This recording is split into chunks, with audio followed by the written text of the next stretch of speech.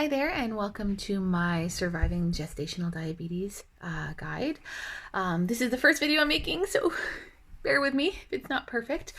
Today I want to talk about choosing and using your blood glucose monitor to monitor your blood sugar after a diagnosis of gestational diabetes. Monitoring your blood sugar is one of the most important things you can do to make sure that everything is really under control and to just get an idea of what's going to give you those blood sugar spikes that are so dangerous to the baby. So when you're choosing your blood sugar monitor, I recommend talking to your pharmacist or your doctor. If you're lucky, your doctor might give you one. If you're not lucky like me and you have to wait several weeks before you get to see your doctor and you want to start getting those baseline readings to provide to them at the first appointment, your pharmacist is going to be a really good resource for this. I use the One Touch Vario. There's no real reason. It was a decent price. The pharmacist said it worked. I think they're all basically the same. So what you're going to need is you're going to need your monitor itself, which is what's going to read the strips. You're going to need your strips, which you're going to get in a pack of either 50 or 100. I recommend getting the hundreds.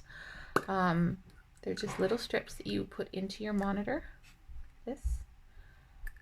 You're going to need your lancets, and this is the scary part that everyone's really worried about, but I promise you it's actually not nearly as bad as you think it would be.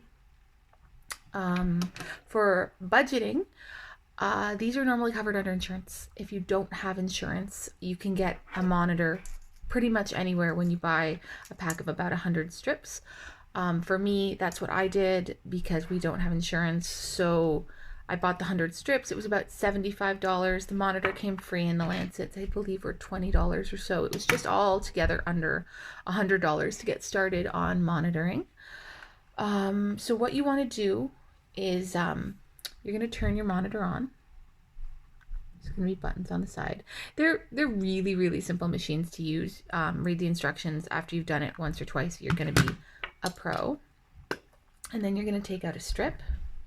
And the thing about the strips is you want to have really dry hands. You don't want to get anything on them.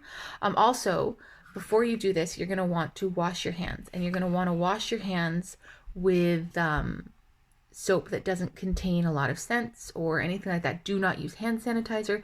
Do not use alcohol. And make sure that you are rinsing your hands really well. I have learned the hard way several times that having soap on your hands will actually give you a false high reading. So once you put the strip into the monitor, you're going to see it's just going to say apply blood. It's that simple. Oh my goodness, my kids are fighting upstairs. It's that simple. And then comes the scary part. So this is a reusable lancet. They do have individual ones, but they're a lot more expensive. They're a lot more plastic. And if you're like me, you're concerned about the amount of plastic you're already using, especially when you're dealing with anything medical, because it is mostly single-use plastics. You're going to want to use these reusable ones. So what you do with the reusables is you want to replace just the lancet part. So you're going to twist this off. Okay, you're going to find that's the little needle there. It's really, really tiny. It's actually not even, I don't know how to get that in there. It's not even as big as it looks there because you don't use all of it. And again, this looks like a complicated process, but you just push it up. Once you've done it twice, you're going to be a pro at it. It is one of the simplest things you can do. And so you put in your new lancet, and there's a lot of controversy on this about whether you should use a brand new needle point every day, every prick. I mean, best practice guidelines, you're going to want to use one every single prick. I personally change mine about once a day. You don't want to go more than that. You're going to risk infection. You're going to risk dulling it. And I mean, it's going to hurt if it's dull. And then the good part about these is that you can dial up how much or how little of the needle you need to use. So I recommend your very first time you start it on 1. And that's going to give you just the barest, tiniest little prick, and it goes all the way up to 7, which will give you a bigger prick if you have thicker skin or just if you're harder to get to bleed. Personally, I ended up using 3. The 3 works perfectly for me. So 10 fingers. You have 10 fingers. Use all 10 fingers because it's going to get sore if you use the same spot over and over again. where on your finger do you want to prick.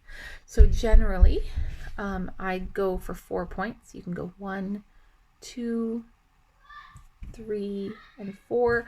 You want to go closer to the sides. You're going to get more blood if you are having a lot of trouble getting a big enough blood sample to take the test. If you go into the pad here, but that is more tender. So if you go to the sides here, it doesn't seem to hurt as much. And like I said, you can go 4, 6 points on each one. The thing to make it not hurt is you do want to just make sure that you're not reusing that same spot over and over again. And I wouldn't even reuse the same spot twice in a row. So to use your lancet, you just pull it back, make sure it's cocked. And it doesn't always work on the first try, but you're going to want to push it up against the finger and press the button there. And that's it. It's not even a 1 out of 10 on pain, although the first time you do it, you are going to sit there and psych yourself out for 10, 20 seconds, maybe 20 minutes before you do it. It's daunting, but it's something you get used to. You're going to get a little bit of a blood spot. And how much blood you need, you really don't need a lot. You can see me, I'm milking my finger here. So your doctor may tell you to use the second drop of blood, in which case you would wipe this one off and then use the second blood that you get out, but I always use my first. And then you take the strip. You'll see there's a little line there, and you want to just touch the line to the blood, and it'll soak it all in, and then the blood will go into the machine if your machine hasn't turned off because you've been waiting too long. So I'm actually going to have to just start that again, which means you get to see it again, so not the end of the world.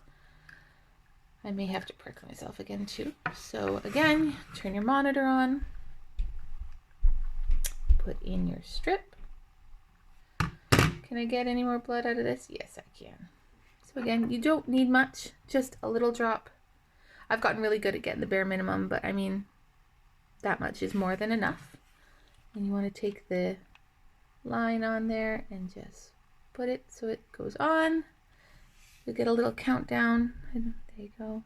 And then your number will be displayed. And I got a 5.2. So perfect, that's where I want to be. I'm about an hour after breakfast, so my goal is to keep it under 6.7. So I'm going to now log that into my logbook along with my journal of what I ate this morning.